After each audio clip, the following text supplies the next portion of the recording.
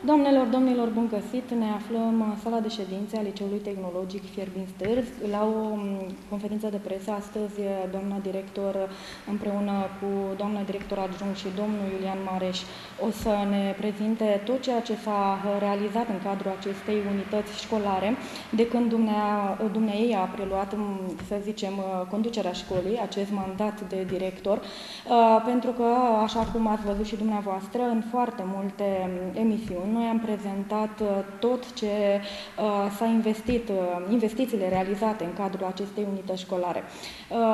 Eu o să prezint fiecare membru în parte, care o să ne spună exact toate aceste etape care s-au parcurs, cum au ajuns la aceste realizări importante pentru Liceul Tehnologic Fierbinți, pentru că investițiile sunt făcute aici în cadrul unității școlare și vă spun eu că sunt investiții foarte mari, într-un timp relativ scurt din punctul meu de vedere. Doamna director, bună ziua!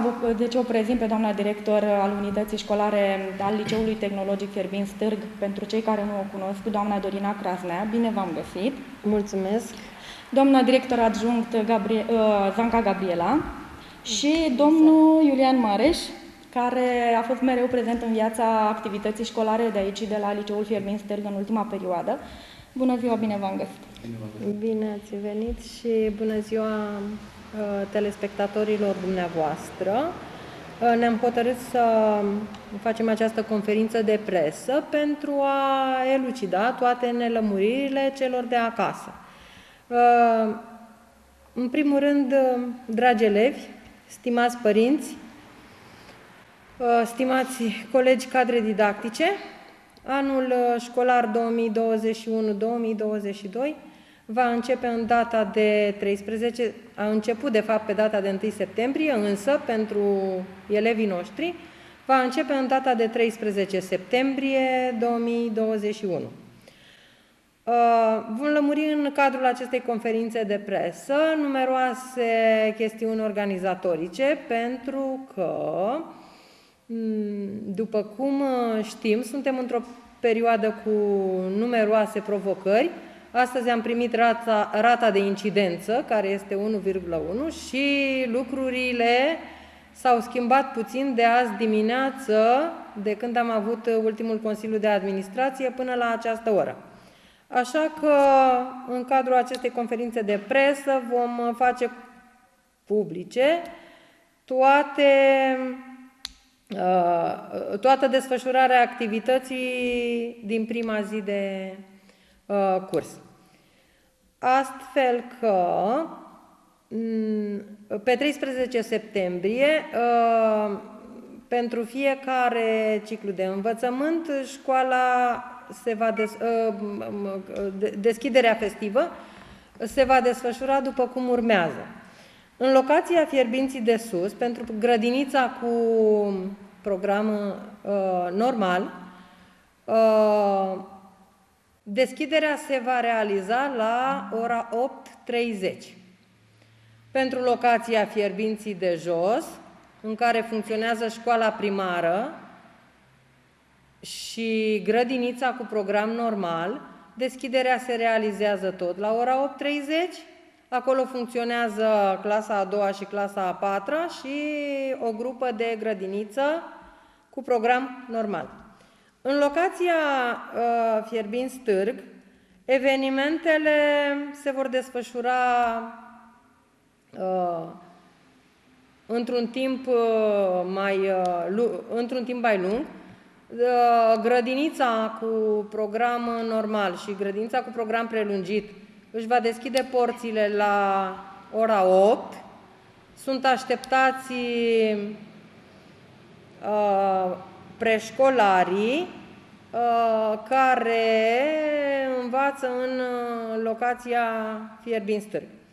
Pentru învățământul primar, deschiderea festivă va avea loc la ora 9.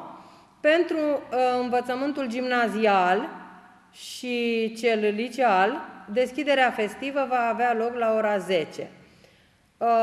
Am hotărât ca pentru fiecare elev să participe un singur părinte. Vor avea voie în curtea școlii, pentru învățământ, deci pentru ora 9, învățământ primar, deschiderea festivă va avea loc pe terenul de sport din fața școlii gimnaziale, iar la ora 10, pentru învățământul gimnazial, deschiderea festivă va avea loc tot pe terenul de sport, în timp ce pentru învățământul liceal, tehnic, profesional, deschiderea se va desfășura pe platoul din fața liceului, concomitent cu învățământul gimnazial. Probabil că eu voi participa la deschiderea festivă a învățământului gimnazial, în timp ce doamna director adjunct va participa la deschiderea învățământului liceal și tehnic profesional. Vreau să vă întreb, această măsură de a participa un singur părinte la festivitatea de deschidere anului școlar a fost luată doar la nivel de unitate școlară sau vi s-a impus de la inspectorat? Nu ni s-a impus, a fost luată la nivel de unitate școlară, a fost discutată în Consiliul de Administrație în această dimineață, după ce, sau puțin mai târziu, după ce am primit rata de incidență la nivelul orașului Fierbinți de 1,1. Cum se vor prezenta atât elevii cât și părinții la această festivitate? Vor purta măștile? Cu siguranță. Deci cu siguranță, în condițiile actuale, toți participanții la aceste activități vor purta mască. Vreau să vă întreb, în cadrul unităților școlare, totul este pregătit, fiecare sală de clasă este pregătită pentru a primi elevii în acest nou an școlar, ținând cont de aceste evenimente care nu au fost prea plăcute așa în viața copiilor legate de această pandemie, care anul trecut le-a afectat totuși viața, mai ales viața de elevi. Se vor păstra și anul acesta aceleași restricții? Aceleași restricții, distanțare de 1 metru între băncuțe, dezinfectant și măști, evident, pe care le vor primi la intrarea în școală și pe holurile școlii și pauzele diferite în funcție de clase. Acum este un început de an școlar, sperăm noi mai bun decât cel de anul trecut.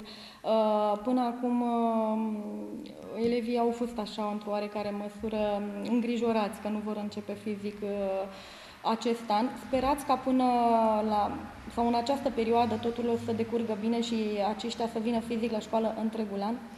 Ne dorim din tot sufletul, pentru că locul lor este în bănci și locul nostru alături de ei.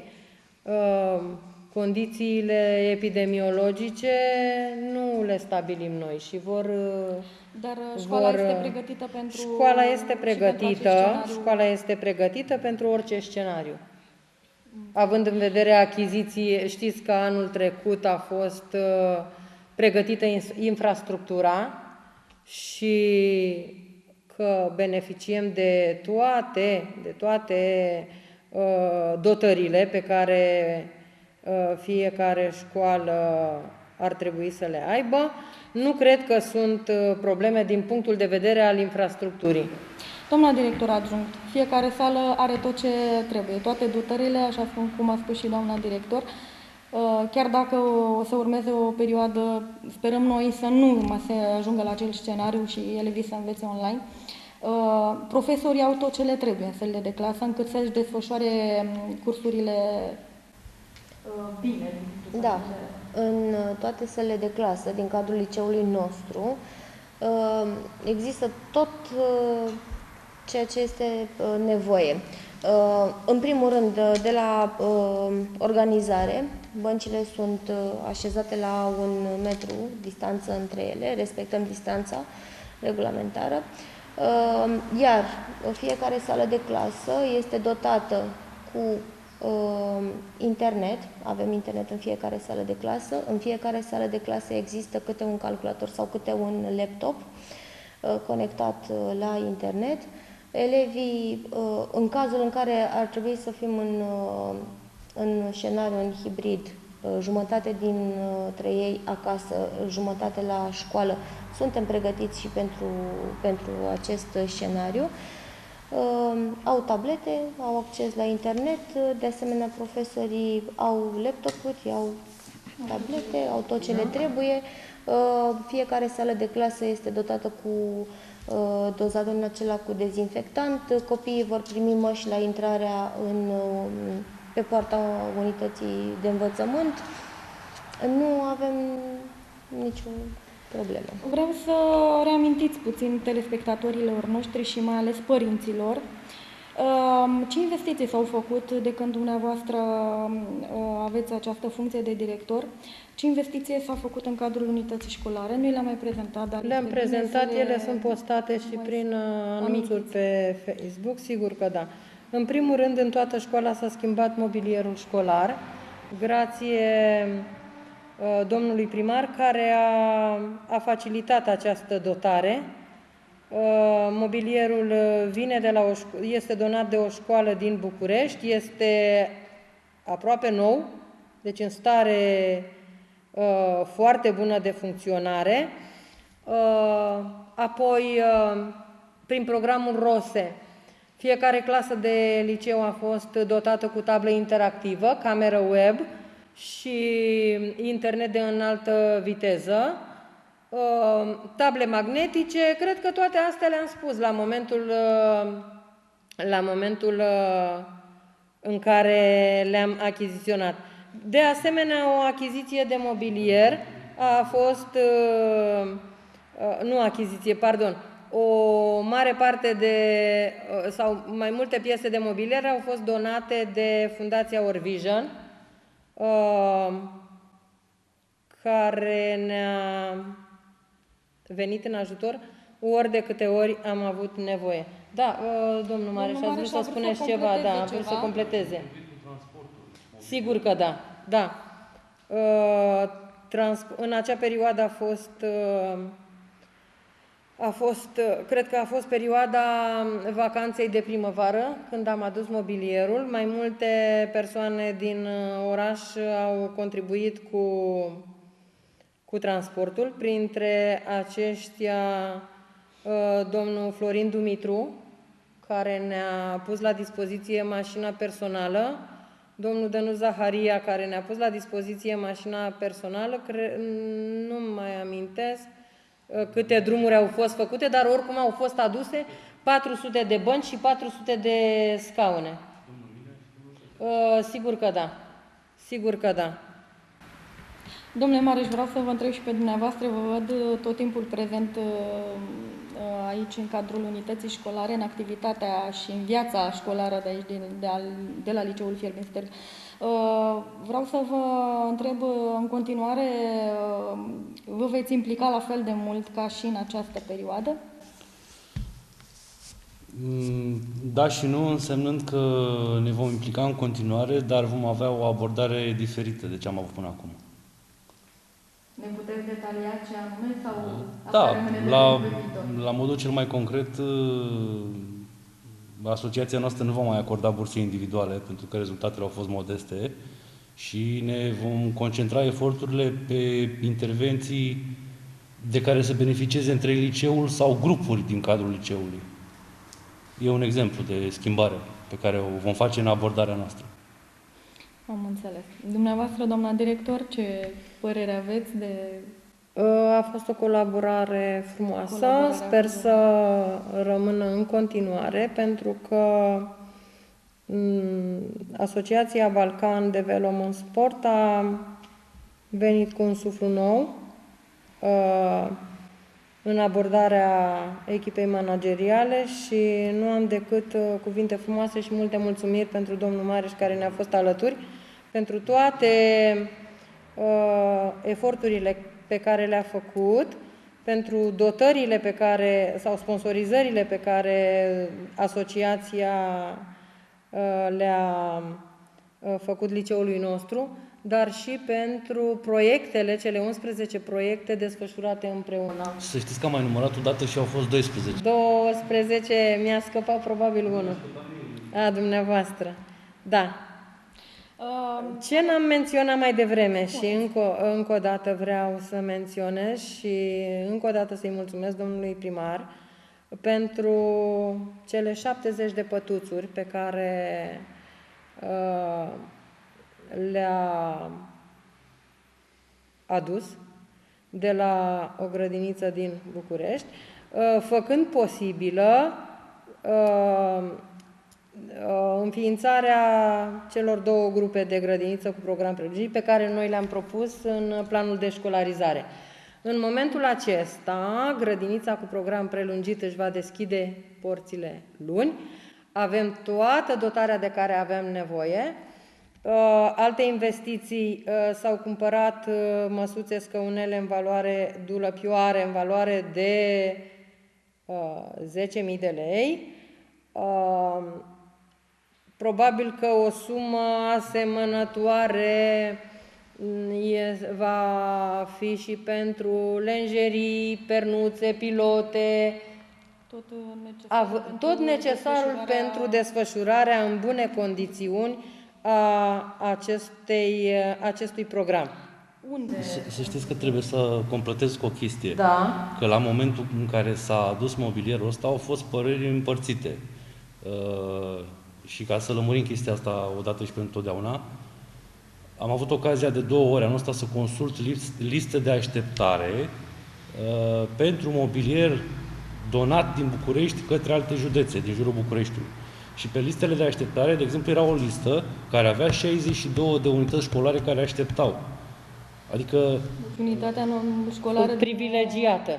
vreau să înțeleagă oamenii că nu e o chestie rea faptul că s-a adus mobilier scos din uzul altor școli de la București. Pentru că acel mobilier este nou. Este nou. Este nou, deci, mobilierul este nou. Mult superior celui pe care îl aveam. Da, băncuțele sunt impecabile. Pătuțurile sunt impecabile. Sunt oameni care au spus, doamne, dar de ce nu nou? Pentru că nou costă enorm. Da, 400 de bănci și 400 de scaune și 70 de pătuțuri sunt foarte mult. Adică n-am fi avut banii necesari să procurăm... Nu este un lucru rău că am primit această donație de 70 de pătuțuri și în același timp trebuie să conștientizăm numărul unităților de învățământ care sunt pe liste de așteptare, care își doresc să fi primit această donație. Iar noi am primit această donație, nu știu, puțin mai ușor datorită domnului primar. Și ar trebui să fim bucuroși și recunoscători, că altfel, pentru achiziționarea 70 de pătuțuri ne-ar fi trebuit foarte sau ne-am fi aflat pe listele de așteptare. Da. Deci, grație domnului primar, că ne-am fi aflat pe listele alea de așteptare. Dacă nu erau donate aceste pătuțuri, era posibil să nu se deschidă? Nu era posibil, dorința era foarte mare. Adică Consiliul Local, domnul primar și Consiliul Local ar fi făcut orice este posibil ca să... Da, pentru că este o necesitate. Deci nu o privim. Este o necesitate. În momentul în care am făcut ședința cu părinții elevilor care își doresc la învățământ, la grupele de program prelungit, sala a fost plină. Adică 44 de copii înscriși la acest program, pentru că sunt conștienți de faptul că nu au cu cine să-și lase copiii, că aici se desfășoară, da, este o instituție de învățământ și ei participă la actul educațional, da, că doamnele educatoare sunt foarte bune și sunt recunoscute la nivelul orașului Fierbinți, deci nu ne putea împiedica nimic. În momentul în care în planul de școlarizare au fost cuprinse aceste două grupe și ni s-au aprobat, nu ne mai putea sta nimic în cale. Nu. Care este numărul maxim de copii care pot fi înscriși? Noi primim toți copiii și am stat de vorbă cu doamna director, deci primim toți copiii care vin. Numărul maxim ar fi fost 20 de elevi pe grupă, dar prin Consiliul de Administrație noi putem să suplimentăm încă 5 elevi pe grupă. Câte grupe sunt? Două de program prelungit și una de program normal.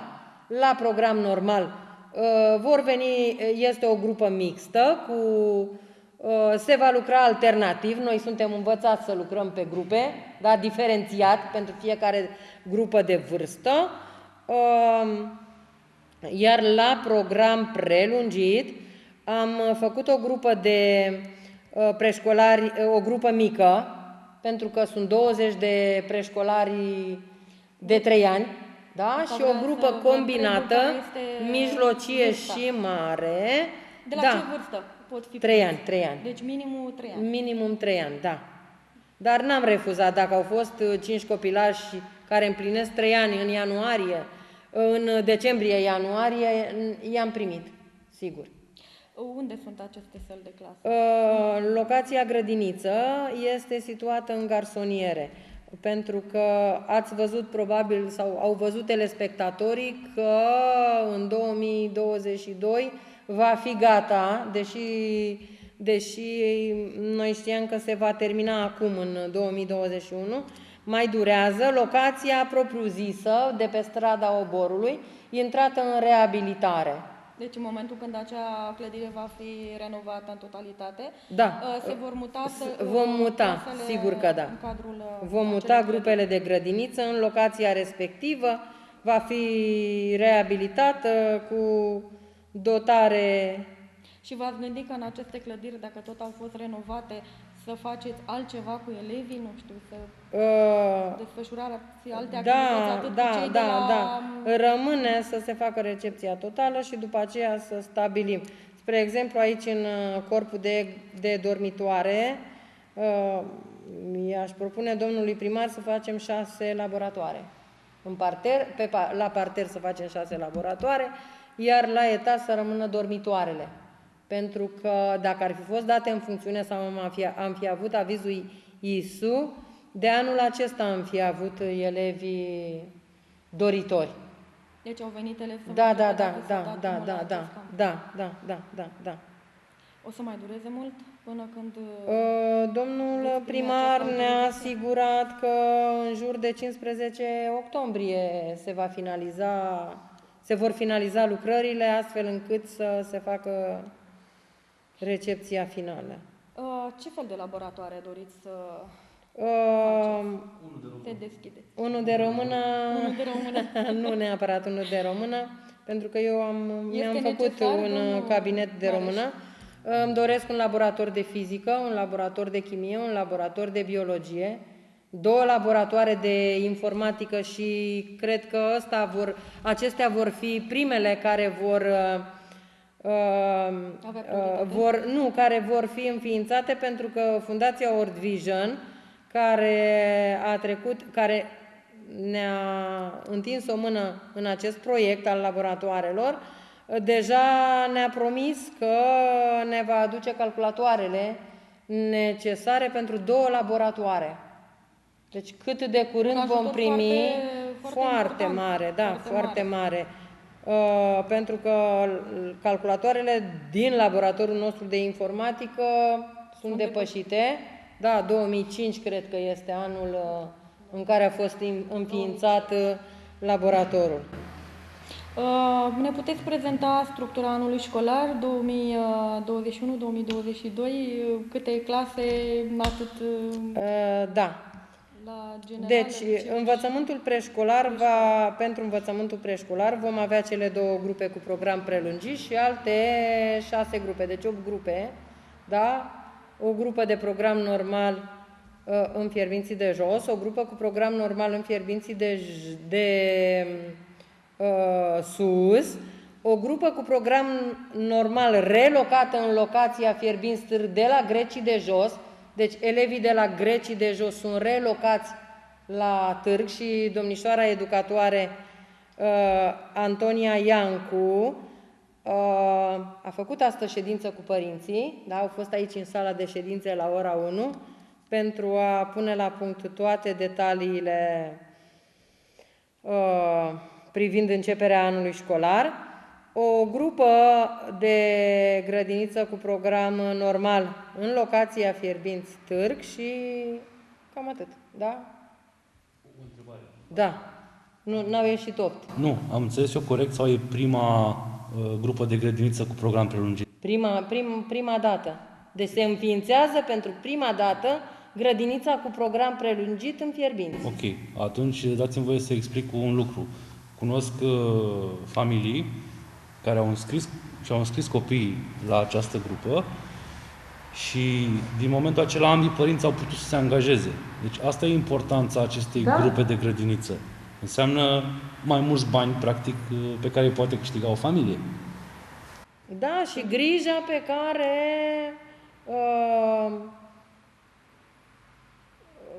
o aveau, eliminarea grijii pe care o aveau când își lăsau copilul în diverse locuri.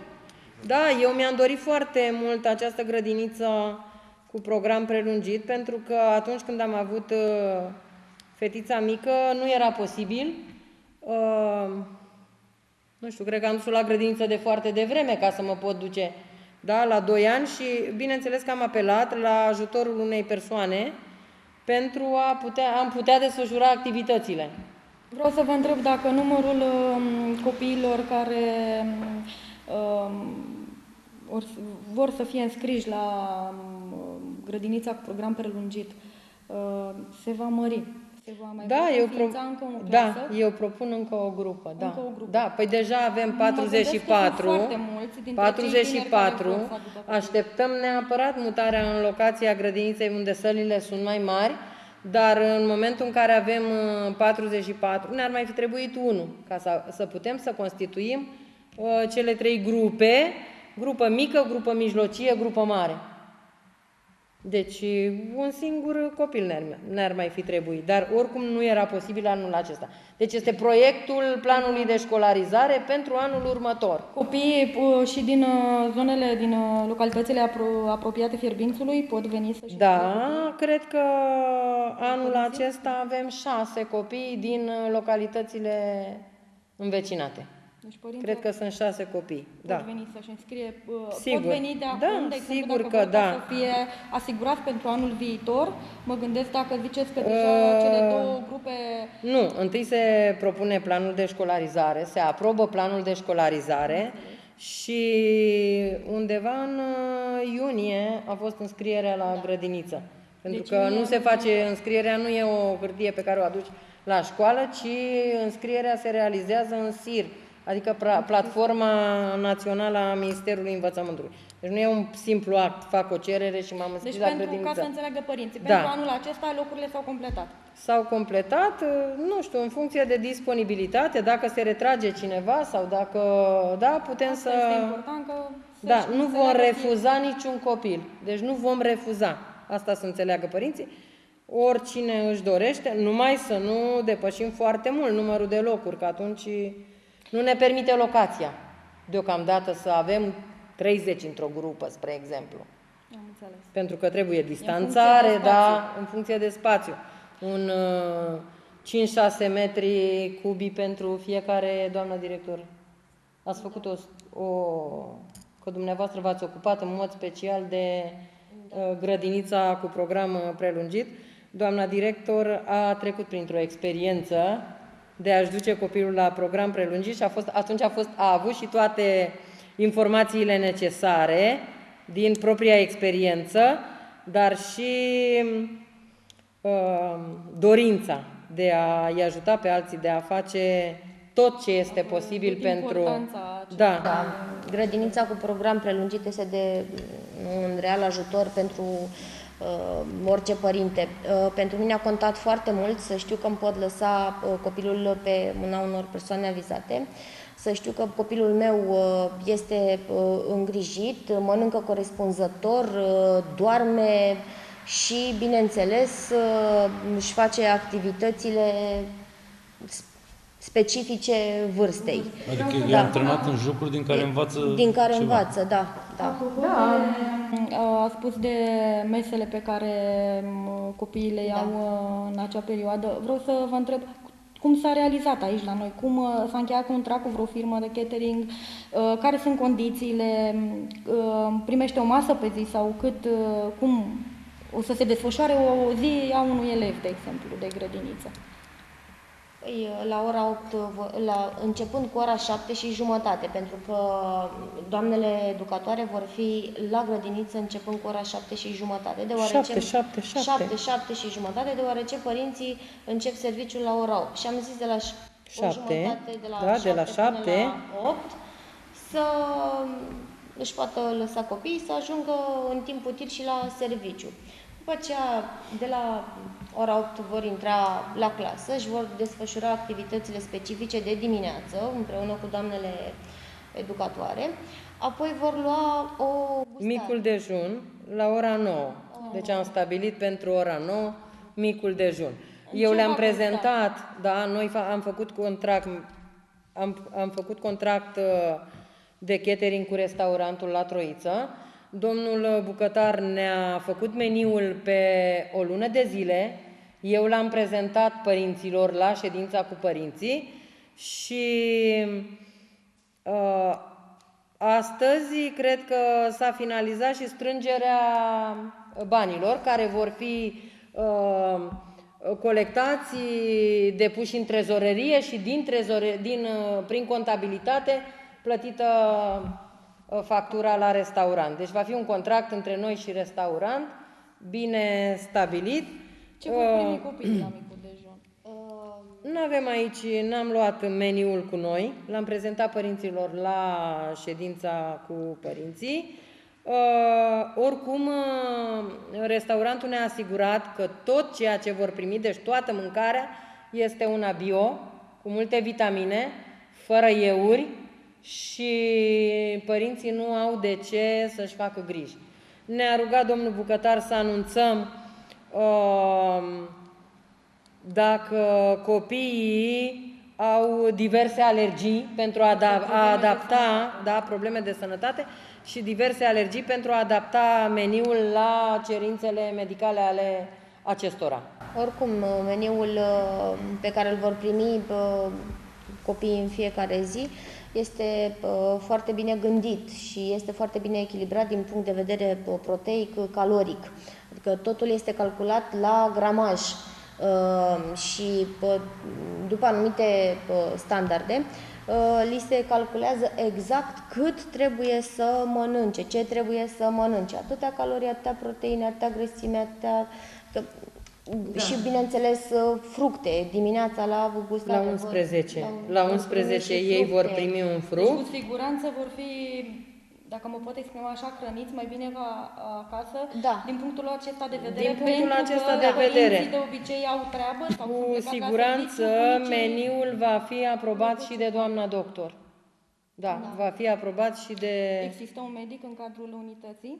Da, o să încheiem am avut un contract de colaborare, o să încheiem iarăși contract de colaborare pentru că n-am precizat. În luna august am obținut autorizația sanitară de funcționare a cabinetului școlar.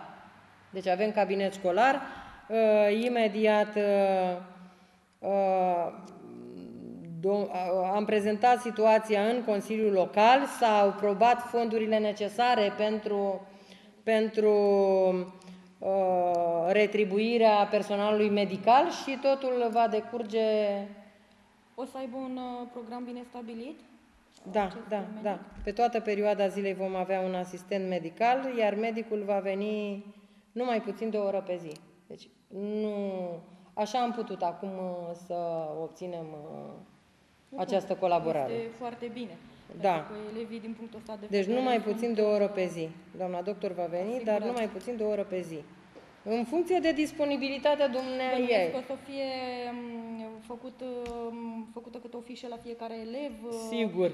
Care o să specifice fiecare problemă, dacă are la momentul respectiv, când medicul își face o evidență. Da, păi o să spunem la deschiderea festivă. Asta vreau să vă întreb. Ce trebuie să știe părinții din punctul ăsta de vedere?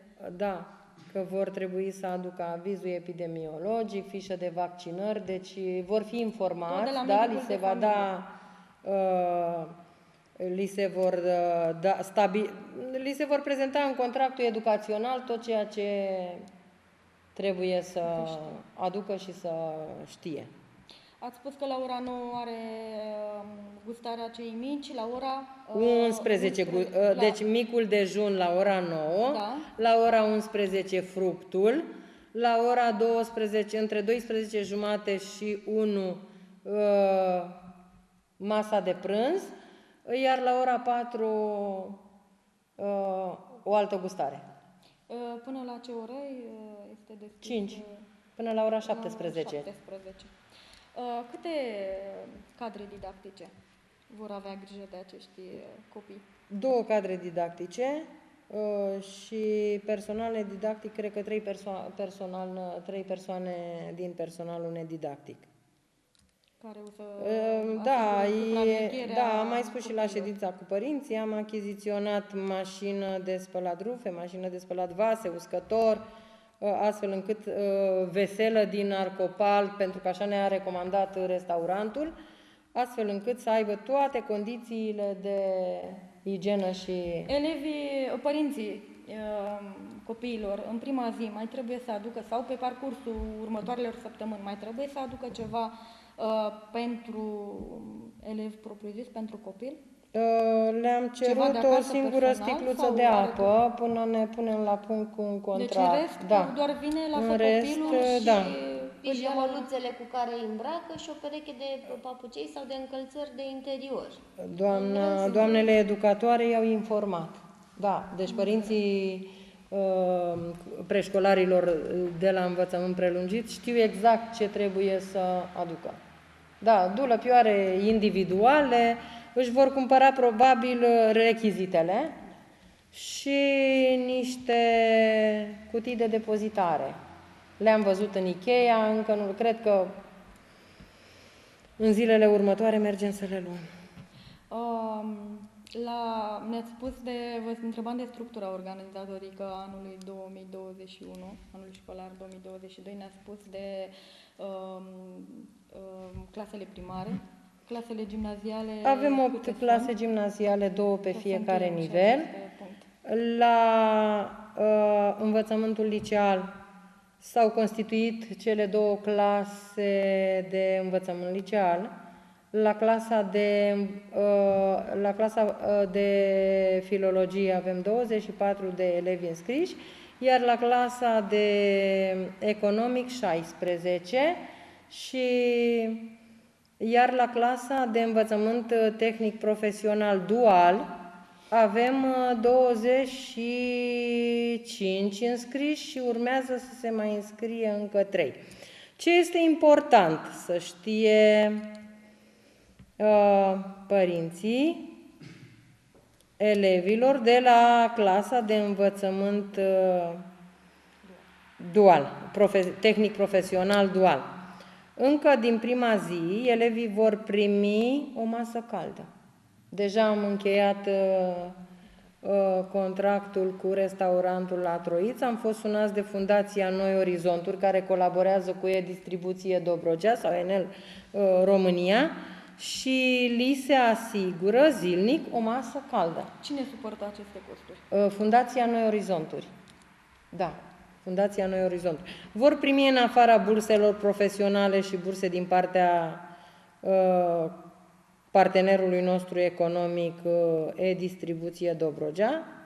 Vor primi 200 de lei bursa profesională și 200 de lei bursa din partea Enel. Și multe alte facilități, da. Pe care numai învățământul doar le are. Da. Iar aici simt încă o dată nevoia să-i mulțumesc domnului Mareș pentru că a facilitat colaborarea noastră cu Enel. Și domnul Mareș poate să aducă completări la ceea ce am spus eu. Vă rog, domnul Mareș. 2 completări am de adăugat. Una, să știți că cei de la Enel chiar au făcut un efort ca să înființeze clasa asta, pentru că la momentul în care noi am contactat cu rugămintea să înființeze o clasă duală la Fierbinți, planul de școlarizare era deja făcut și erau doar 2 clase prevăzute pe bugetul Enelului, una la Constanța și una la București. Adică pe undeva aș vrea să înțeleagă un pic tabloul ăsta. București, Constanța, Fierbinți, Târg. Și vă spun sincer, ei în 4 zile au făcut 6 ședințe interne ca să găsească bani, să aloce buget pentru clasa asta. Deci s-a făcut un efort foarte mare într-un timp foarte scurt. Iar bugetul alocat este de 1 miliard sau 100 de mii în... Adică a fost misiune imposibilă și totuși a fost posibilă. Asta a fost voința. S-a vrut acest lucru. S-a întâmplat, s-a nimerit ca mai mulți oameni să fie de acord să sprijine proiectul acesta și uitați că Oricum este un mare și avantaj pentru concretizat. copiii din zona noastră. Deci este o meserie care la momentul respectiv suportă adică este un deficit în această meserie și este un mare, mare avantaj pentru copii. Iar pentru copii avantajul cel Și mai cred că ar mare trebui este să- că la sfârșitul studiilor Enel îi va angaja. Exact. Da, vor fi salariații Enel. trebuie să precizăm că partenerul nu are obligația să-i angajeze, că Da. e important să precizăm chestia asta. Nici ei nu au obligația să se angajeze la Enel, se pot angaja oriunde în altă parte, dar la câtă cerere de electricieni în momentul ăsta, probabilitatea ca ei să se angajeze imediat după terminarea studiilor e 100%. Sau dacă vor, pot merge mai departe și către facultate. Nu sunt obligați să rămână la nivelul ăsta. Deci asta trebuie precizat. Că nu sunt obligați să rămână... Nu, vor continua studiile liceale la învățământul seral. Deci ei își vor finaliza studiile liceale prin învățământ seral, după care pot absolvi orice formă de învățământ superior. Sau se pot angaja după. Sau se pot Sau se pot imediat după angaja, ce sau vor se pot angaja, termina. sigur că da. Și al doilea lucru pe care vreau să zic, din punctul meu de vedere, să știți, școala și comunitatea trebuie să fie așa. Și mă gândeam la ce povesteați cu contractele de catering, la restaurant, da? Păi am ajuns și în momentul în care școala asta cumva produce bani pentru comunitate, pentru că prin aceste două contracte întoarce, nu? Ținând cont, de exemplu, contractul de hrană pentru clasa duală nu e pe bugetul public, e pe bugetul fundației. De care Sigur, ziceați și noastră. un meniu, deci meniul pentru un elev este de 35 de lei, adică nu este o sumă Adică, derizorie. fără să exagerez, aș vrea să spun că aceste două contracte reprezintă un mod în care și școala contribuie la dezvoltarea orașului Fierbinți Târg, la modul cel mai concret. Lucrurile încep să se lege. Și să se miște. Și să se miște, da. Și așa cum a spus dumneavoastră, domnule Mareș, contează foarte mult unitatea, foarte mult această unitate. Unitatea, între- dorința. Auziți, stați să povestim o chestie, apropo de mobilierul ăla, da? Că n-am apucat să spunem. În momentul în care școala din București l-a donat cu condiția, îl luați în 3 zile sau 4 zile, nu mai știu cât, o chestie foarte strânsă. Și să spunem că ne-am pus pe telefoane și dumneavoastră și eu. Și Eforturile au fost supraomenești și atunci. eforturile au fost supraomenești. Adică băncuțele alea au fost date, coborâte de la mansardă cu sfoara. Da? Iar lucrul ăsta au fost aduse în 2 zile și a 3-a zi erau deja puse în toată școala. Asta Adică un mobilizat- efort supraomenesc a fost. Cu Mobilizarea mai multe persoanelor a transporturi fost, în fiecare zi, cu oamenii pe care noi am sunat au răspuns extraordinar, au spus, da, domne, nu se pune problema, ajutăm. Deci, vedeți? Și cu personalul școlii. Ele au fost mișcate numai muncit de foarte mult. personalul școlii. S-a mobilizat tot personalul, cred, pentru această activitate. Bănuiesc că a fost o activitate destul de intensă în această Tot personalul perioadă. zi lumină. Tot personalul zi lumină. De când se face această Școala era pregătită acum 2 săptămâni. Dar după vizita ISU, a trebuit să am primit niște avertizmente și a trebuit să dăm lambriul jos. Și se lucrează la foc continuu zi și noapte de 2 săptămâni, astfel încât școala să fie gata până luni. De ce vi s-a impus acest lucru? S-a considerat că este... Un factor de risc. Deci era considerat un material factor de inflamabil. risc, material inflamabil, l-am dat jos și încă se lucrează. Se va mai pune ceva în locul lambriului sau pur și simplu va rămâne peretele? Nu, va rămâne da, peretele da, alb și aduceate? vom pavoaza în următoarea perioadă. Nu am apucat să pavoazăm pereții, e totul alb, ca la farmacie, curat. Da. Și prin curtea școlii la fel, tot la fel. Sperăm să... Da, S-a făcut da. Deci acum 2 săptămâni eram pregătiți să începem. Acum... Oricum, mă gândesc că până luni suntem gata. Suntem gata, da. Suntem gata. Câți elevi sunt la nivel de unitate școlară? Aproximativ 900. Da, la nivelul unității, la nivelul Liceului Tehnologic Fierbinți, aproximativ 900 de elevi. Un număr de elevi mulțumitor sau v-ați fi dorit să depășească 1000? E corelat cu demografia. Da, nu depinde de noi. Numărul de... Oricum, vreau să spun că în toamna asta am avut multe transferuri. Deci chiar astăzi am făcut Consiliul de Administrație pentru a aproba ultimele transferuri până la începerea anului școlar și ne-au venit foarte mulți elevi și din localitățile învecinate, adică ceea ce este un lucru deosebit. Un plus pentru un plus pentru unitatea școlară, da. Un plus pentru unitatea școlară. Ați Da. spus mai devreme că au fost și elevi care au dorit să stea în... Au întrebat dacă au unde să stea, probabil din alte zone, din apropiere. Da. Acești elevi vor continua să vină la școală în această perioadă, se vor descurca cu naveta, cu transportul. Eu cred că la 15 octombrie putem să-i primim. Domnul primar a spus că lucrările vor fi finalizate la 15 octombrie și probabil că vom primi primii elevi în căminul liceului. V-ați gândit, vreau să vă întreb dacă v-ați gândit și la aspectul legat de o masă dată elevilor care vor sta aici în cadrul unității, în cadrul căminului, sau fiecare se descurcă și vine de acasă cu mâncarea gătită de părinți? Cum o să se procedeze? V-ați gândit la... Nu m-am gândit încă la acest aspect. Probabil că vom găsi o formulă să le asigurăm și lor o masă caldă. Am înțeles. Deocamdată nu știu formula pe care o Bine, să... ați avut atât de multe în această perioadă. Da, nu m-am gândit la acest aspect. Nu m-am gândit la acest aspect. Important să terminăm lucrările. Important e să dăm drumul căminului să funcționeze și după aceea din mers. Noi lucrăm așa. Luăm totul din mers. Automat. Da. Câte cadre didactice sunt la nivel de unitate școlară? Păi, cred că în jur de 60 de cadre didactice, iar eu sunt foarte mândră că în acest an școlar am reușit să aduc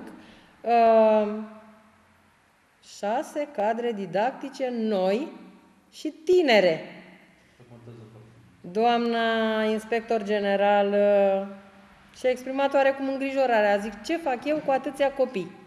Și am spus, veți vedea că vor fi cei mai buni profesori. Adică eu lucrez, eu lucrez foarte frumos, știți că lucrez foarte frumos cu copiii și sunt sigură că aceste cadre tinere vor iubi meseria de dascăl și vor veni cu mentalități se vor forma cu mentalități noi, oricum sunt drăguți.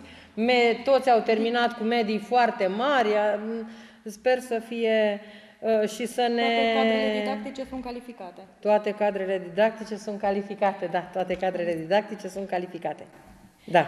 Din ce zone au venit domnii profesori? Domnii profesori, nu vorbesc aici despre cadre didactice titulare care și-au ales Fierbințiul și au plecat în localitățile de domiciliu. Vorbesc de cadrele didactice care vin la noi.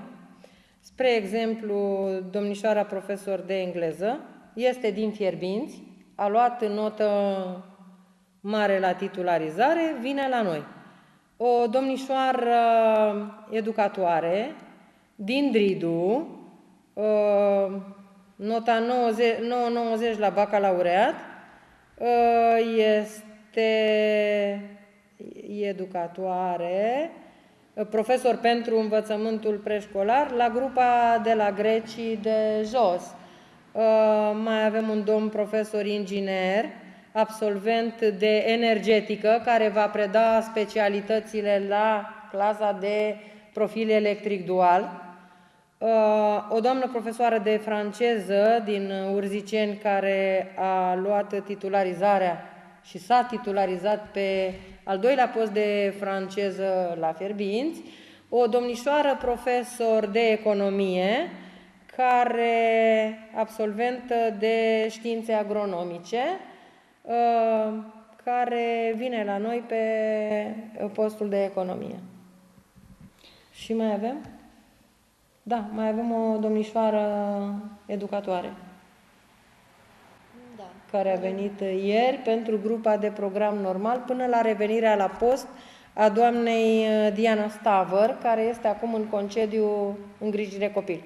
Doamna profesor Stavăr Diana se întoarce la 1 martie din concediul de îngrijire copil și până atunci va fi suplinită de doamna Stanciu Lucia. Domnișoara Stanciu Lucia, scuze. Am înțeles. Văd în fața dumneavoastră documente. Ce reprezintă acele documente? Dacă ne puteți spune, vă rog frumos. Aceste documente, ca să zic așa, sunt din monitor oficial și aici am ordinul Ministerului Educației, numărul 5196, din din 3 septembrie 2021. În monitor oficial ne este prezentat ordinul pentru aprobarea măsurilor de organizare a activității în cadrul unităților de învățământ în condiții de siguranță epidemiologică pentru prevenirea îmbolnăvirilor cu virusul SARS-CoV-2. Acest ordin de ministru este practic ca un ghid pentru fiecare unitate de învățământ, ca să știm cum să abordăm eventuale situații, să știm cum să ne organizăm.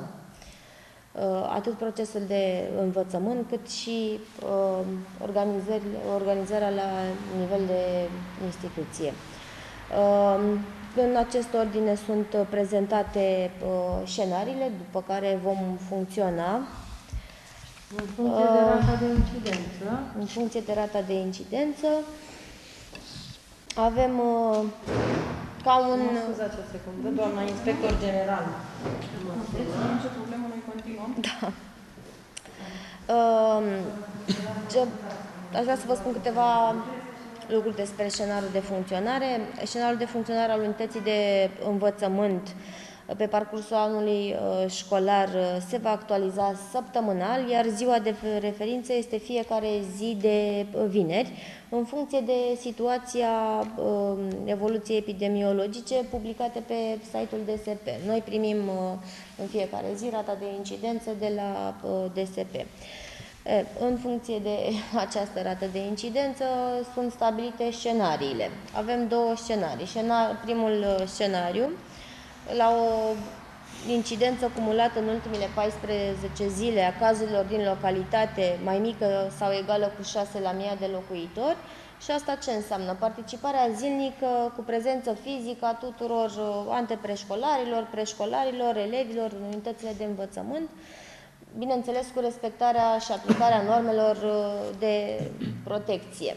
Cel de-al doilea școlar, incidența acumulată în ultimele 14 zile a cazurilor din localitate este mai mare de 6 la 1000 de locuitori până la instituirea carantinei. Și acesta reprezintă cel de-al doilea scenariu, care înseamnă participarea zilnică cu prezență fizică în unitățile de învățământ a tuturor antepreșcolarilor, preșcolarilor și elevilor din unitate, dar și participarea zilnică în sistem online a tuturor elevilor, cu excepția celor din învățământul special. Suntem, într-un fel, în scenariul, în cel de-al doilea scenariu, este hibrid. Antepreșcolarii și preșcolarii și învățământul special vin fizic, iar ceilalți în prezența fizică, iar ceilalți în sistem online.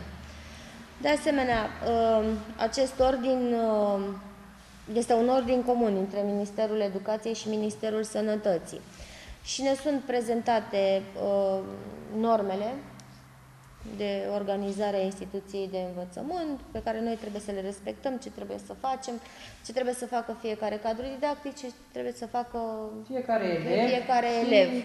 Ce trebuie să respecte, evident, Da. toate, Bine, toți, da. Vreau toate să vă normele întreb ce dacă trebuie respectate. un elev are probleme de sănătate și o perioadă destul de mare, să spunem că o lună de zile nu poate veni la școală.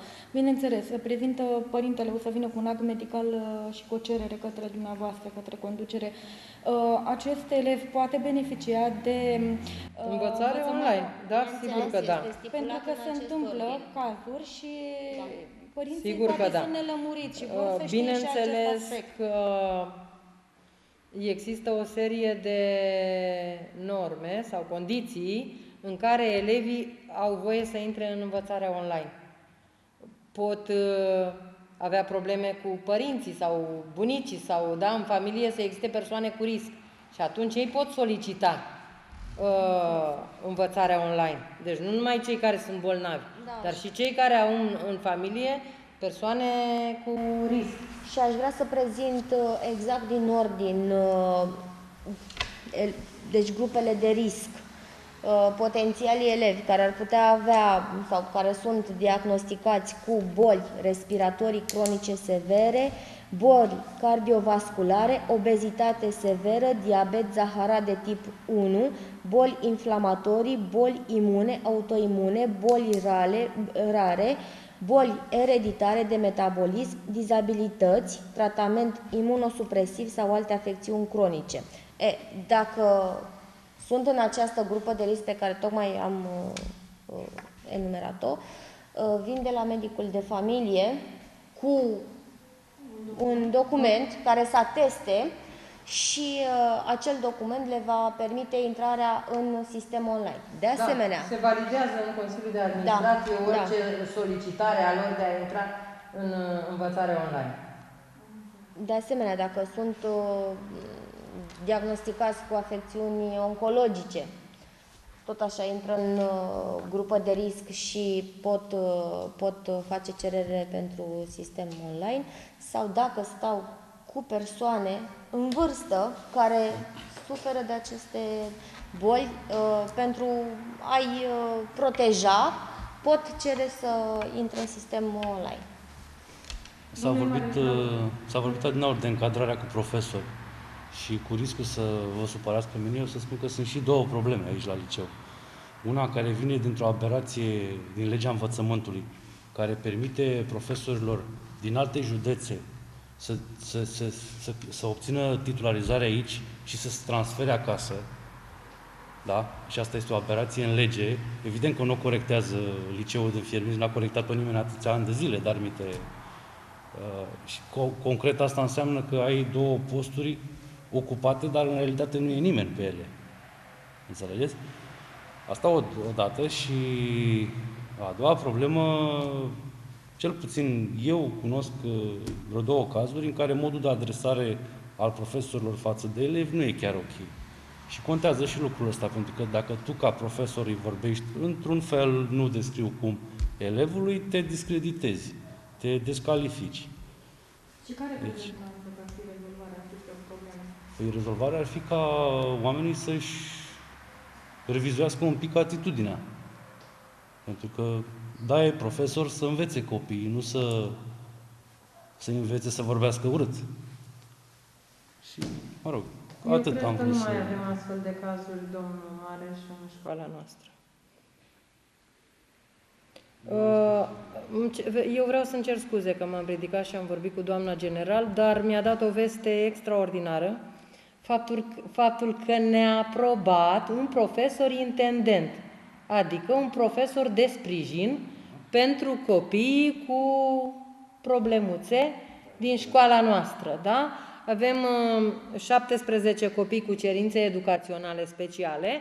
Anul acesta au venit cu solicitări de asistent personal, deci la recomandarea medicului au solicitat asistent personal și vreau să-i asigur pe părinți că vom avea un profesor de sprijin care să vină în ajutorul copiilor dumnealor, ceea ce este extraordinar, pentru că nu exista în școala noastră un profesor disponibil pentru a fi suport pentru copiii cu cerințe educaționale speciale.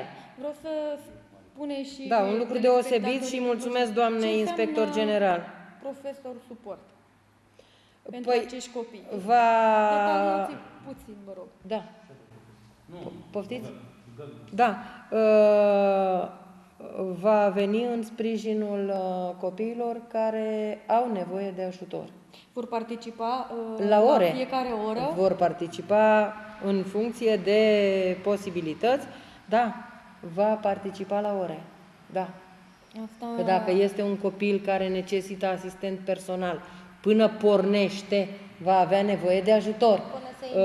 Până se integrează în colectiv. Va beneficia de sprijinul acestui profesor, intendent, care știe să gestioneze cu mult tact situațiile și eventualele problemuțe apărute din cauza problemelor copilașilor. Da, eu sunt foarte încântată pentru că am reușit să obținem acest post. Profesorul intendent va fi angajat al Liceului Special din Slobozia, dar funcționează la noi. Da, este un mare beneficiu. O mare realizare pentru școală, că putem veni în sprijinul copiilor cu nevoi. Exact, cred că și pentru părinți. Da, este o suferință pentru părinți și pentru copiii cu cerințe speciale și trebuie să înțelegem că le putem oferi ajutor doar integrându-i în colectivitate, doar comportându-ne cu noi ca și cum ei nu ar avea absolut nicio problemă. Trebuie noi, în primul rând, cei sănătoși, să fim cu conștiința, nu știu, păcată și să fim puțin mai deschiși față de aceste persoane. Să facem tot ce este posibil ca să-i ajutăm să devină oameni normal pe cât posibil, dar oferindu-le sprijin, integrându-i în colectivitate, oferindu-le dragoste, înțelegere, eu cred că altfel vor vedea și ei lucrurile și cu siguranță și vor schimba la rândul lor comportamentul. Atunci când te simți iubit într-o clasă, într-un mediu, reacționezi altfel, chiar dacă suferi de anumite deficiențe. Vreau să vă întreb care sunt planurile de viitor ale acestei unități școlare. În primul rând, eu doresc creșterea calității actului educațional. Deci este primul lucru pe care îl doresc.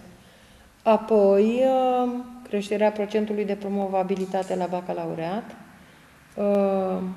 implicarea elevilor în tot felul de activități, da, proiecte educaționale, din care vor avea numai beneficii și să putem să venim la școală, că dacă nu putem să venim la școală și iarăși... Cel mai important. Da, cel mai important.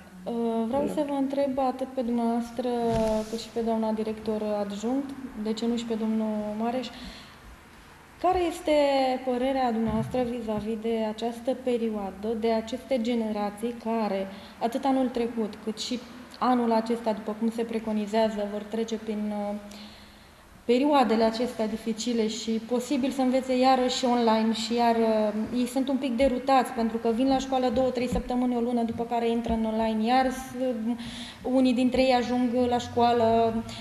Cum credeți sau care este părerea dumneavoastră legată de această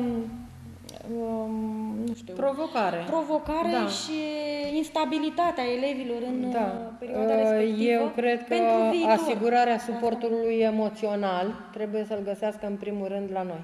Deci noi trebuie să le asigurăm suportul emoțional, pentru că atunci când au un psihic sănătos, ei pot face lucruri deosebite. Da, nu... Cred că totuși s-au acomodat cu acest sistem și să știți că am observat și rezultate frumoase la unii dintre ei. De exemplu, copiii care erau, nu știu, mai timizi, care mai reținuți, nu aveau curajul de a răspunde, deși erau foarte bine pregătiți. Perioada aceasta de online, nu știu, le-a dat încredere. Și cu camera aprinsă sau cu camera închisă, ei au răspuns mult mai bine și au fost mult mai activi, pentru că nu le mai era rușine. Erau în mediul lor, se simțeau protejați la ei în cameră, probabil, sau la ei în casă, și asta le conferea încredere și răspundeau mult mai bine. Erau foarte activi. V-ați dat seama după tonalitate? Mi-am dat seama după tonalitate, pentru că în clasă... Dar și dorința, le vedeai dorința de a răspunde. De a interacționa. Se întreceau să răspundă și asta mi s-a părut mie deosebit. Se întreceau să răspundă. Sau în momentul în care a fost sistemii hibrid, adică jumătate în clasă și jumătate acasă, cei de acasă își doreau să răspundă mai mult decât cei din clasă, pentru că undeva în subconștient era... Să-i bage cineva și pe Instagram. Da, adică noi suntem acolo și noi suntem prezenți. Foarte frumos a fost, sistemul hibrid, pentru că toți, cei din clasă își doreau să fie împreună cu cei de acasă și invers, și dorința lor de a... Eu o să zic că trebuie să ne adaptăm. Sigur. Pentru că vrând nevrând, Sigur. asta e situația. Și da. practic noi avem de ales în a nu face nimic sau a face ceva. Și anul acesta avem 3 exemple concrete de rezultate excepționale obținute de copiii de aici în proiecte livrate lor în sistemul online de către alte organizații. Și mă refer, de exemplu, la proiectul Quick Start, care a fost un proiect național făcut de Asociația Simplon din Cluj-Napoca. Și în urma căruia, odată copiii au fost antrenați în proiectul acesta de educație financiară, dar credeți-mă că s-au descoperit... de antreprenoriat. Da, exact. Au participat la concurs, un concurs de proiecte. Și o parte din ei au câștigat la nivel național, adică, vedeți, s-au descoperit niște vârfuri. La fel și cu robotica, nu mai spun de fapt, că e excepțional. Robotica. Deci, pe robotică, să știți că Liceul Fierbinți a avut anul acesta un rezultat excepțional pentru prima lui participare la concursul Next Lab Tech, ediția 2021, la care s-au înscris 44.000 de copii din toată țara. Și din cei 44.000 s-au calificat în etapa a doua 1800 și ceva, și din ăștia 1800 și ceva, 5 au fost de la Fierbinți. 6. Nu, 5 de la Fierbinți și 7 în toată Ialomița. Deci din 7, Deci un procent foarte mare. Un procent foarte mare pentru și copii. din cei 7? Din cei 7 elevi ialomițeni au câștigat ulterior premiu, adică kitul de robotică Miro, au câștigat 3 sau 4, nu mai știu exact. 3. Deci iarăși o chestie, adică gândiți-vă că, de exemplu, au fost 750 de kituri pe toată țara. 750 pe toată țara, pe toată România. Și 3 au venit la Fierbinți, ca să înțelegem. Pentru prima lor participare. Și s-au pregătit singuri mai mult. Felicitări cadrelor didactice care i-au ajutat, în primul rând, moral. I-au ajutat 2 profesori. Că trebuie să spunem și chestia asta. Doamna Chivu, de aici de la Doamna Fierbinți, profesor de chimie, care e profesor de Chivu chimie, dar s-a Loredana, oferit voluntar. venită la noi din județul Prahova, Exact, adică titularul nostru vine la noi, a spus că nu vrea să plece de aici. Înseamnă că Da. a atașat foarte mult de... Foarte mult și îi place foarte mult la Fierbinți, da. Și domnul profesor Orânceanu de la Urziceni, care iarăși a contribuit la început, după care ei au dus pregătirea împreună cu asociația de la ASRE din București, care s-a ocupat de concursul ăsta. Împreună cu sponsori, cu Dacia, cu BCR-ul și așa mai departe. Da, repet, rezultatele sunt excepționale. Și la Este chestia bine că ați asta... precizat, pentru că poate mulți dintre telespectatorii noștri nu știu Da, și nu cunosc acest lucru. Și mai Pentru că, într-adevăr, pe rețelele de socializare, din câte țin eu minte, a fost postat ceva. Da. Dar nu toată lumea poate are acces sau observat. Așa este Adevărat. bine că ați specificat acum. Și să știți că pe lângă chestia asta, după aia, ulterior, încă un elev din cei 5 a câștigat un al doilea concurs complet separat de primul, tot așa cu premiu, adică a fost printre cei câțiva la nivel național. Iar toate lucrurile astea s-au făcut în sistemul Deci online. sunt copii foarte buni și Foarte la buni. fierbinți. Da, Asta este, categoric. cred că, Deci cel mai categoric. important să înțelegem noi toți. Da. Da. Deci se poate Am face contabilizat performanță și la rezultatele. fierbinți. Important e să vrei să înveți. Am Absolut. contabilizat rezultatele elevilor noștri cu medii peste 8,50 și la nivelul liceului Fierbinți avem în jur de 200 de De elevi. 200 de elevi. Da, iar peste 8 au fost 443. Deci medii Da, bune. medii bune, da. Bine, cei 170 sunt din învățământul gimnazial și licean. Da? Iar pentru premianți vom acorda premii. Foarte bine. Deci din partea Consiliului Local Premii s-au 1, 2 acordat și 3. burse, Da. da, burse de merit, în valoare de 7.500 de lei, ulterior încă de 2.500 de lei. Deci acum Consiliul Local și domnul primar au propus 7.500 de lei pentru burse de merit. La Cum nivelul se vor da orașului bursele? Fierbinți. Că Să știu știți că că au mai ați fost făcut- întrebări din partea părinților, Deci ați domnule. făcut o observație extraordinară dumneavoastră. Aceea că s-au simțit mai degajați, mai liber, stând pe online. Da. Dar știți de ce? Pentru că nu întotdeauna la clasă se simt încurajați sau se simt stimulați să facă performanță. Deci e o observație foarte bună cea pe care ați făcut-o și noi va trebui să ținem cont de chestia asta. Dar noi, domnul Mareș, îi stimulăm. Adică, cel puțin, ne dorim să valorizăm potențialul fiecărui copil. Doamne, știți Noi cum e? valo- Toți am fost în liceu și e suficient să ai 2-3 derbedei într-o clasă că s-a stricat atmosfera. Iertați-mă Eu cred că eu n-am Asta e ținut cont realitatea. că sunt 2-3 și important este să valorifici potențialul fiecărui copil. Pentru că sunt copii buni. Vă dați seama dacă am spus că au luat premii peste 400 de elevi ai școlii noastre din 900, deci jumătate au luat premii. Pe anul trecut, că asta vrem să vă întreb până să intervină domnul Mareș, s-au dat bursele?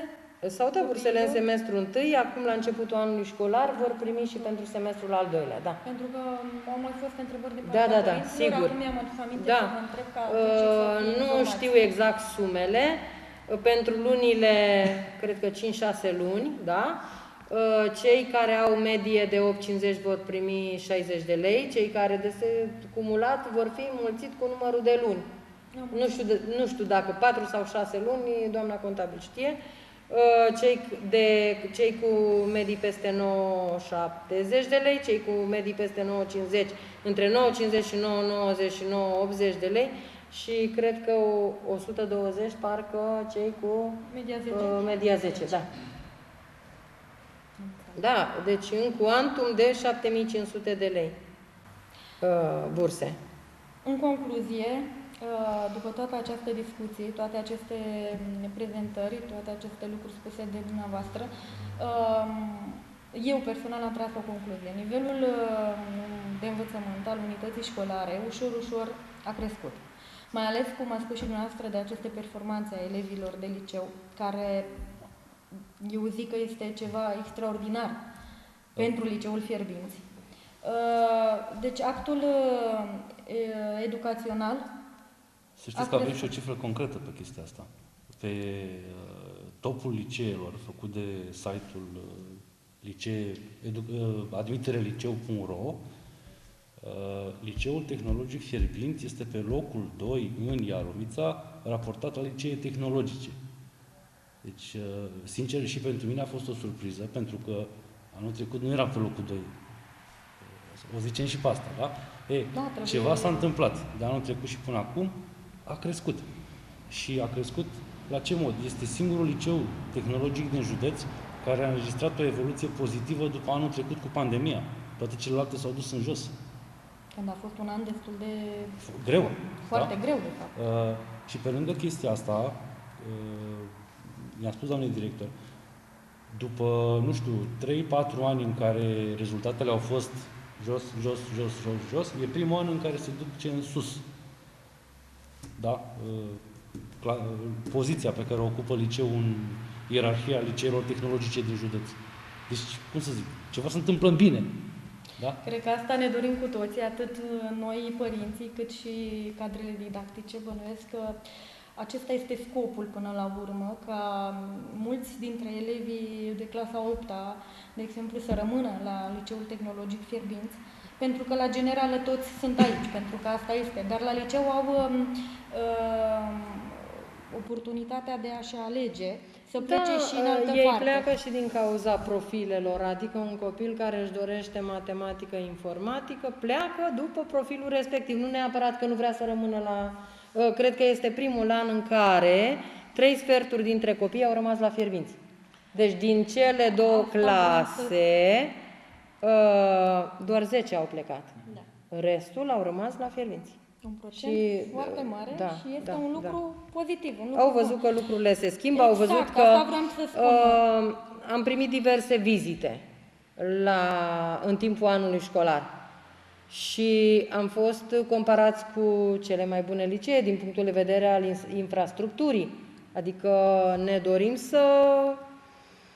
Copiii la momentul respectiv... Cineva duminica trecută îmi spunea, ați ajuns o școală etalon. Poate nu suntem etalon, dar vom fi etalon. Deci eu le promit tuturor părinților că vom fi o școală etalon.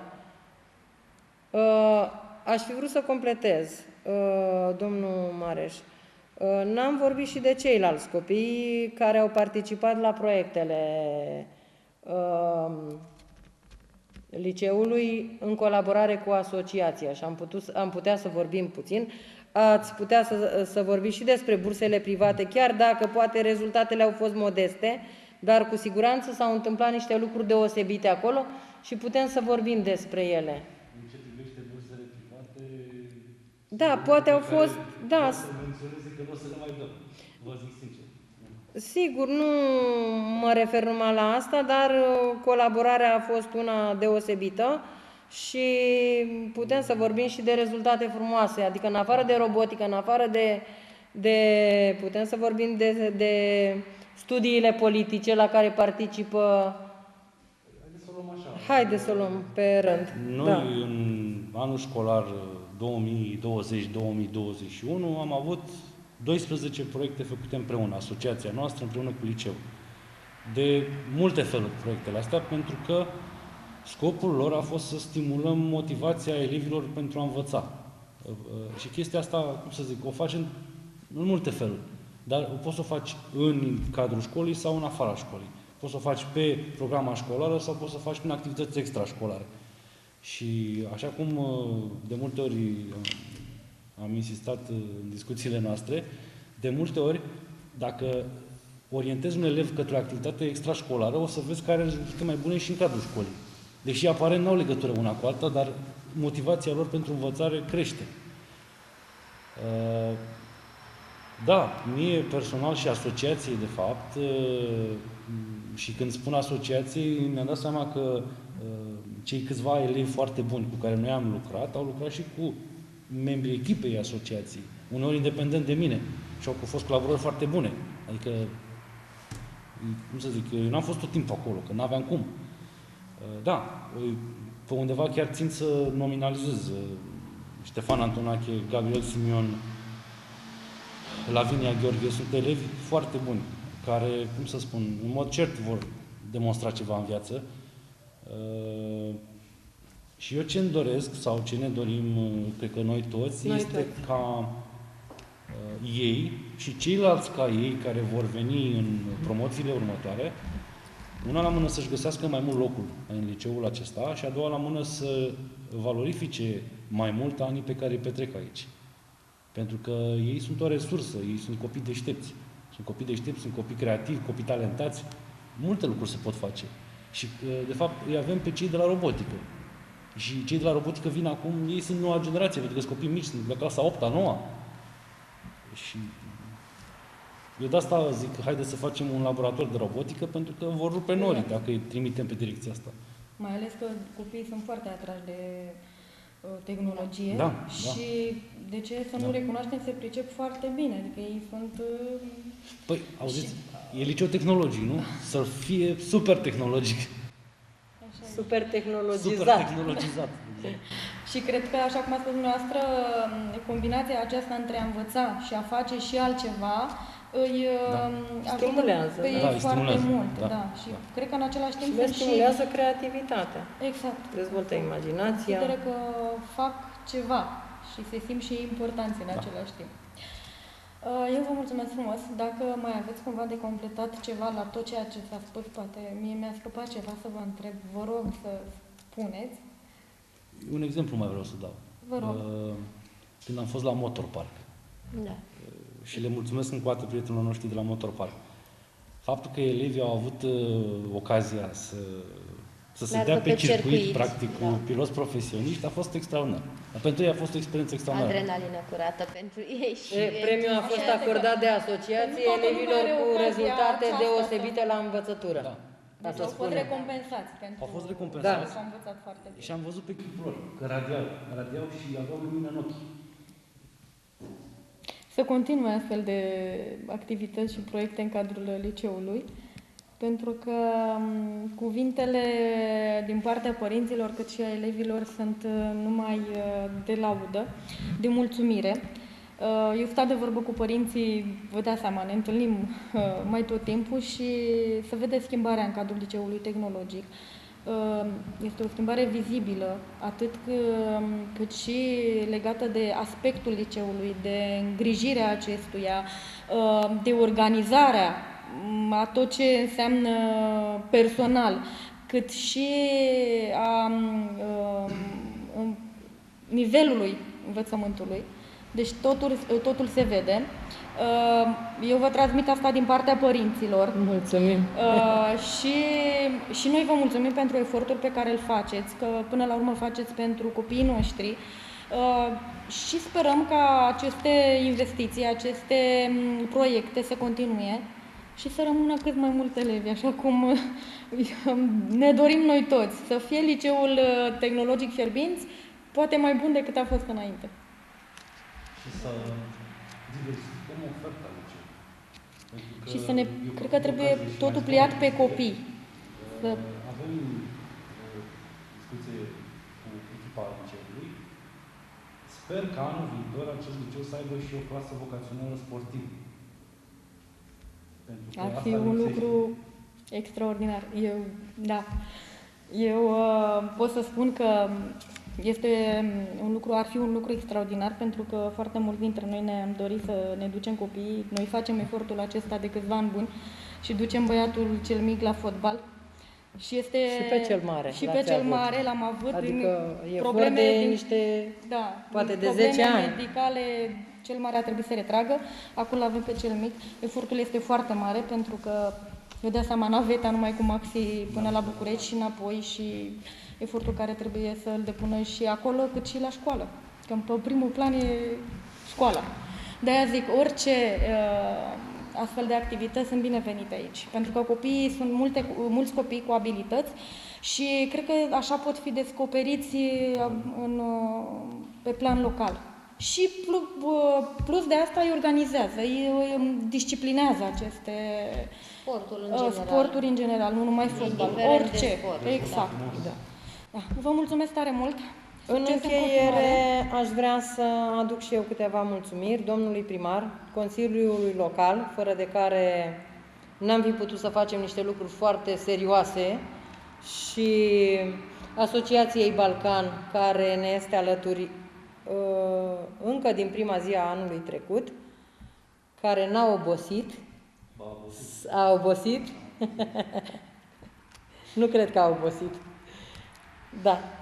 Și promitem părinților că elevii vor beneficia de cele mai bune condiții de lucru, de personal calificat, de dăruire, de pasiune, de afectivitate, de iubire, și să ne dea Dumnezeu sănătate. Să avem sănătate, să fim împreună. Deci luni la ora 10 va fi deschiderea la generală. 9-10, 10 în funcție de cum în am funcție prezentat. Deci luni de cum am 13 prezentat. septembrie începe școala. Dacă trebuie să repet, ora 8 grădinițele, ora 9 învățământul primar, ora 10 învățământul gimnazial și liceal pe locații. Pe locații. Mulțumim. Un singur părinte pentru fiecare elev Masca obligatorie. și măscuța obligatorie. Vă mulțumim mult de tot, vă mulțumim și dumneavoastră, dragi telespectatori, cu doamna director, cu doamnele director, cu siguranță ne vom mai sta de vorbă și în perioada următoare, după ce anul școlar va începe, în funcție de evoluția acestuia, noi o să mai avem mici intervenții. Sperăm că tot ceea ce dânsii au spus astăzi și au lămurit a fost pe înțelesul tuturor, așa că luni 13 septembrie, elevii sunt, dragi elevi, sunteți așteptați la școală. Școala este dotată cu absolut tot ce trebuie. Investițiile, așa cum a spus și domnule director, au fost destul de mari. Aveți toate condițiile pentru a învăța foarte bine, pentru a mulțumi părinții și, de ce nu, și cadrele didactice care an de an depun efort foarte mare ca voi să asimilați informațiile de care mai târziu să vă folosiți. Vă mulțumim, vă spunem o seară plăcută, la revedere! La revedere, seară frumoasă!